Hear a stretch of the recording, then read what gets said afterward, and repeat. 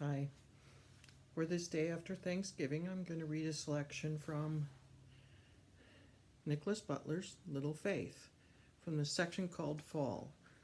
I have a feeling I may get some assistance from one of my cats. Late one Monday afternoon in mid-September, Lyle and Peg drove the river road to La Crosse, where they picked up Isaac after school and then drove back to Redford and the sourdough orchard, which was closed on Mondays, but otherwise in full swing, with apples decorating the branches of the trees, an apple house full of wooden crates of fruit. Any other day of the week, tourists would have been jamming the humble parking lot and tumbling out to spend their money on apple butter, caramel apples, freshly fried apple fritters, hot apple cider, or bags of freshly picked apples. These days, after months of hard work in the orchard, brought clear delight to Otis and Mabel, one of whom worked the cash register while the other guided customers around to the apple slingshot, the apple trebuchet, or the playground of sun-faded plastic toys that was hauled out of storage for the all-important month of September. But today, while everyone caught their breath after a busy weekend, the orchard was quiet. They found Mabel yelling directions to Otis, who stood in the refrigerated apple house stacking crates on a red radio flyer wagon. "He's going to spill those apples," Mabel said to Peg.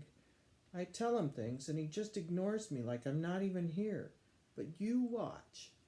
He'll spill those beautiful apples everywhere, and we won't be able to sell them." As Lyle worked his way into the apple house, through rows of crates stacked 4 high, he heard the crashing sound of the wagon tipping over and pitching many dozens of apples to the floor. "You old coot," Mabel yelled. "I told you so. You'd lose your damn head if it wasn't attached to your shoulders." "Can I help you?" Lyle offered, taking in the damage. "I'd be obliged," Otis said. "The woman has a sixth sense for calamity." Mabel threw her hands in the air and escorted Peg and Isaac into the Haskells' home. "Why don't we get a few paper bags?" Otis said. "Anything we pick up you take home with you. They're probably all bruised by now."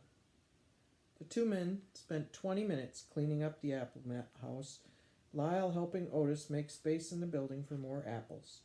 Then they joined the women and Isaac, who were all seated in the kitchen drinking lowballs of golden apple cider. "I was thinking of taking Isaac up into the orchard," Lyle said. "You two go ahead," Peg offered. "I'll stay down here." Lyle and Isaac promised they'd return for snacks and conversation, and Lyle drove up the gated orchard, Isaac climbing down out of the truck and opening the gate so that the old truck could make its way in. Then he shut the gate and ran back to his grandfather. Holding hands, they walked through the orchard, past all the new plantings of Honeycrisp, past the galas and the zestars, into the very oldest section of the orchard, where the wild apple trees grew, trees Otis found over 50 years ago, when the land was just a weekend hideaway from his responsibilities as a professor in Minneapolis. "I want you to taste an apple," Lyle said. "It's special. So special that Otis and Mabel won't even sell it. It's just for them and us." "Why is it special, Grandpa?" "For 3 reasons. The first is, this tree doesn't produce much fruit. It's an old tree. We're lucky to get a few dozen apples in the best of years. Second, the apples it produces are very fragile. They bruise real easily. So this is a kind of apple that would never sell well in a grocery store. It just can't be transported. Third, well, you have to taste it." "Can I choose my own apple, Grandpa?" the boy asked. Lyle nodded. "Why don't you choose one for yourself, one for your mother, and one for your grandmother? Then we'll pack them away somewhere safe so they don't get all beaten up before they can even be eaten." "What do they taste like, Grandpa?" "You'll find out," Lyle said. And then he paused a moment before saying with some seriousness, "And remember to collect the seeds from your apple. Have your grandmother help you. Maybe dry them out and keep them in a paper envelope somewhere. That way, sometime in the future, maybe when your parents buy a house somewhere, you could plant those seeds and have yourself a special apple tree.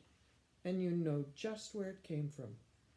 You'd have this memory, Lyle wanted very much to say. This day.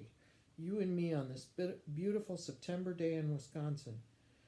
But he held back, hoping the day would be enough, and the apple would be enough.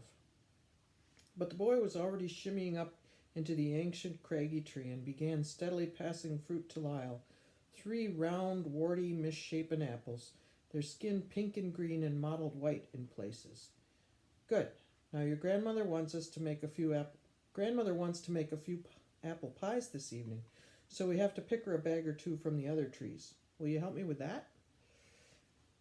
And in this way, Lyle and Isaac walked back to the truck, picking a few apples from this tree, a few from that, filling 2 brown grocery bags here and there, until Lyle was afraid the paper bags would burst, spilling their harvest. So they piled back into the pickup truck, briefly visited with Otis and Mabel, and then drove back to Lyle and Peg's house, where Lyle ate a late lunch of chili with grated cheddar cheese, sour cream, green onions, cilantro, and saltines, then went into their backyard with his favorite Hudson's Bay blanket, and resting in an Adirondack chair, fell asleep. Sounds like an author I'd like to explore more.